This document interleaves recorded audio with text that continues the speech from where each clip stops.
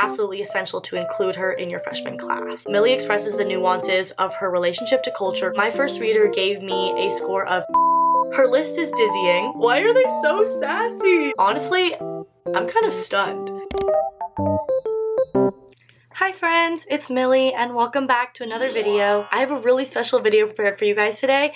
I'm going to be going through my Yale admissions file. The admissions file is basically the comments from the admissions officers who read your application and decide to admit you into college, and I was able to view mine by scheduling a meeting with the Yale registrar on Zoom, and I think most colleges allow their students to go and view their admissions files if you just schedule a Zoom meeting. So without further ado, let's get into it. So my admissions file was laid out in the following order. First was my alumni interview comments, next was my Reader 1 review form, and then my Reader 2 review form. And actually no parts of my actual application that I wrote and submitted was in this file, which is kind of crazy. I'll talk a little bit more on that later. But anyway, starting with the first thing in my file, my alumni interview comments. I chose to do an interview with a Yale alumni while I was applying for the college, and I think all of you should definitely opt in on doing an interview with alumni because that definitely boosts your chances of getting in. Basically, they set you up with someone in your area. Like for me, I just had a Yale alum who lived in LA,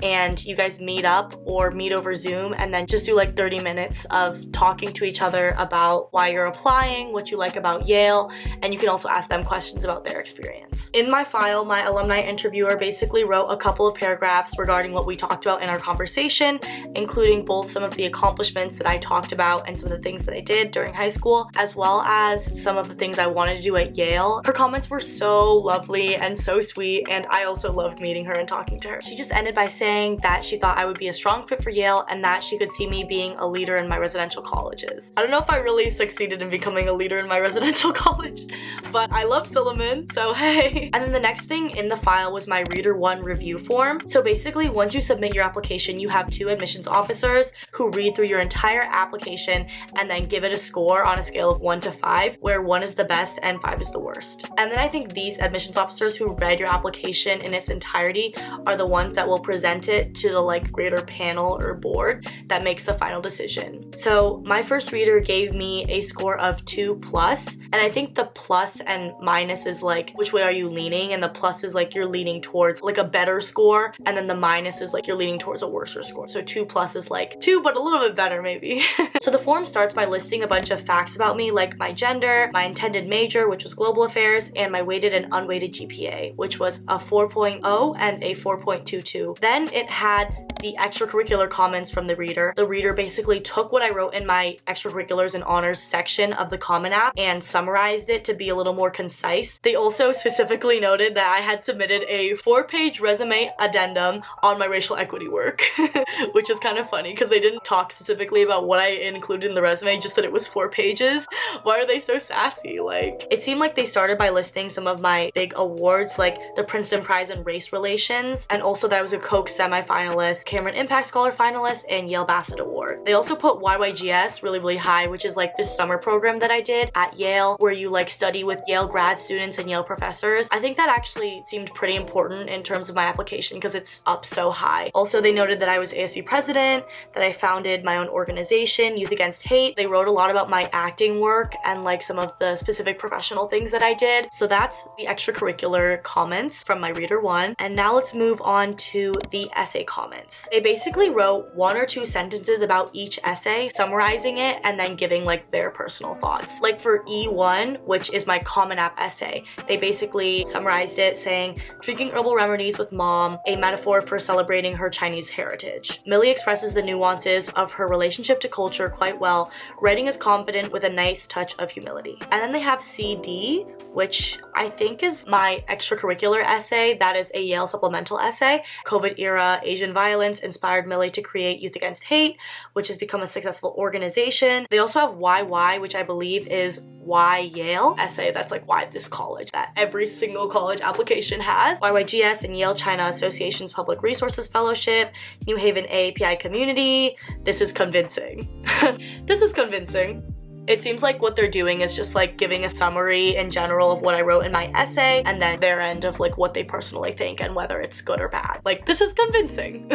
So those were all of my essay comments, but before we move on, I wanted to talk a little bit about standardized testing because that was included in my admissions file. My SAT score was 1540 and it was listed in the quick facts section. Standardized testing is definitely something that admissions officers take into account when they're making the decision, and I know firsthand just how nerve-wracking and stressful it is to prepare for taking these tests, especially since some schools are now becoming test mandatory again. But fear not, because I found this awesome tool called Acely, and it was built by a team from Stanford, and it leverages AI to help you ace your SAT or ACT. Acely offers unlimited practice questions through an AI chat, so you can get all the practice that you need, and it's fully aligned with the digital SAT, so you'll only be studying the latest, most up-to-date practice questions that mirror the actual test you'll be taking. Furthermore, the AI bot provides detailed explanations for each problem, and you can ask for more clarifications or hints as you're doing them. It's basically a tutor that is there for you 24/7 to help you work through all of your test problems. And it's only a fraction of the cost of a private tutor while having 10 times the amount of questions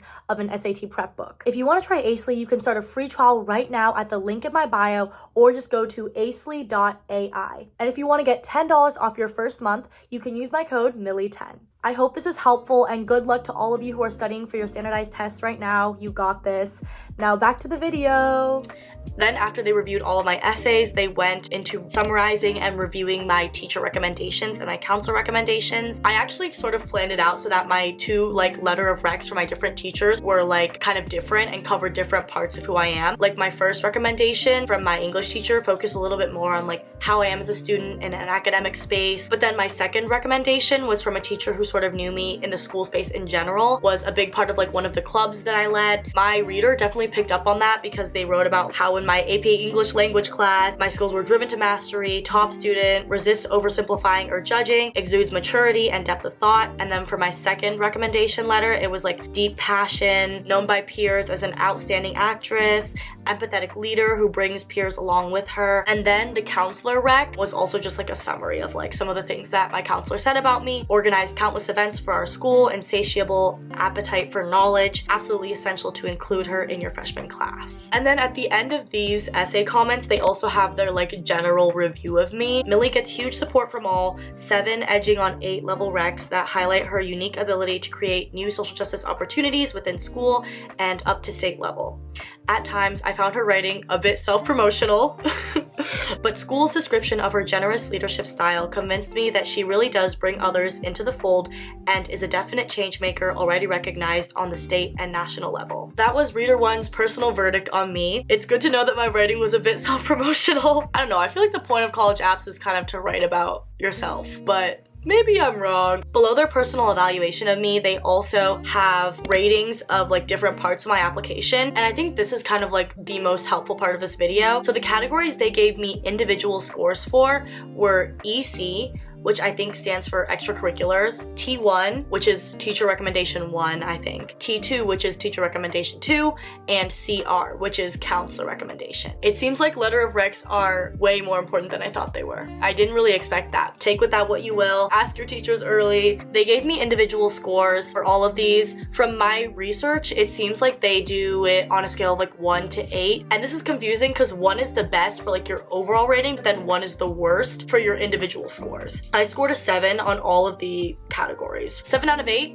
I'll take it. And they also have my final ranking on the bottom as well. And then after Reader 1's review form, it was the Reader 2's review form right underneath it. And this one was way shorter. It was half a page. It started off with the same quick fact sheet at the very top with my gender, GPA, etc. And then it just had one paragraph of comments about my application in general. So what I'm guessing is the first reader is the main reader who reviews your entire application and then presents it to the panel and talks about it. And they do so by summarizing all of your essays and extracurriculars, etc. While the second reader is more of a proofreader and a second opinion in case the first reader's view is skewed or biased. I think they also read through your whole application, but they don't summarize all of your essays in their own words. But this was my Reader 2's comments. Her list is dizzying, but can't deny notable engagements with visible leadership / impact on a large scale. Yes! strong AC credits. I think that might be academic, strong academic credits. OBE level support, again, no clue. One of the best ever because they used OME previously, which was one of the most ever. I'm just being a little bit narcissistic. And articulate, clear voice, and details in her part show evidence of substance behind the flashy. Why are they so sassy? Glad ASC checks out. That's the alumni interviewer. Well, seems to have the confidence, hustle, and tangibles to add. Stands out. That is all of their comments. For ratings, they gave me a 7 on ECs, a 6 on my teacher recommendation number 1, a 7 on teacher recommendation 2, and a 7 on my counselor recommendation. And then my overall rating from reader 2 was a 2++.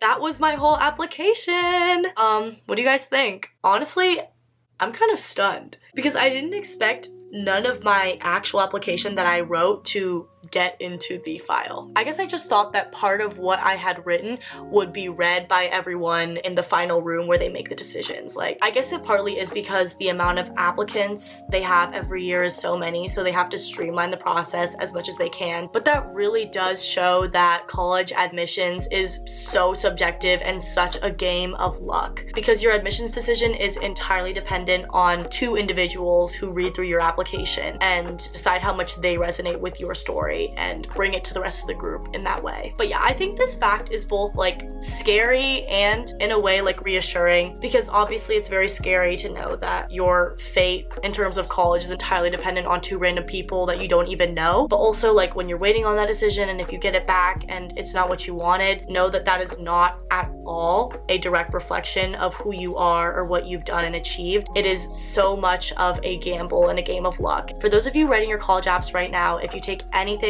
away from this video, please let it be that college admissions do not determine your worth as a person. I just feel like it's not even possible to fit everything that we are as human beings into a college application. And I've said that so many times, but it just needs to be said over and over again. Anyways, I hope this video was helpful regardless. It's probably gonna be my last college apps related video for a while. I hope this was a good way to end off that part of my life. Good luck for those of you writing your college apps right now. And if you guys have any questions for me regarding college apps or college in general, please leave them in the comments. Do not hesitate to reach out. And if you like this video, consider giving it a little thumbs up, a little like, a little heart, and also stick around and subscribe. I love you all so much. Be healthy, be safe, be happy. That's the end of this video. I'll see you guys in the next one. Bye!